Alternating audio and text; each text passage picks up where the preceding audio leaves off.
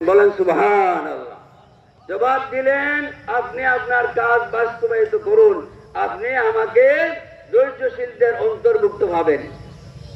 এই যে হালিম বলছিলাম, এই এখন ছেলে পুত্র রাজি হয়ে গেলেন, আব্বা প্রস্তুতি নিয়ে সবকিছু তাকে জবাই করার জন্য সর্বশক্তি প্রয়োগ করে তিনি সব প্রস্তুতি নিয়ে মাঠে চলে গেলেন, ছেলেকে জবাই করবেন।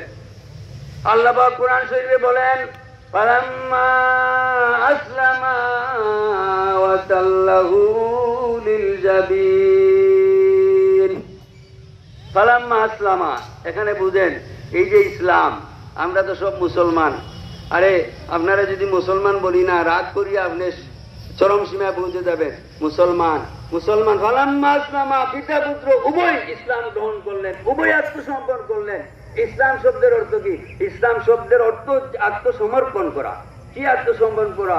বলে আমার বলতে কিছু নাই, সব কিছু আল্লাহর, সব আল্লাহর, সব সিদ্ধান্ত আল্লাহর, আমার কোনো সিদ্ধান্ত নাই, আমার কোনো স্বাধীনতা নাই, সব চলবো কোরআন এবং হাদিসের আলোকে। বলেন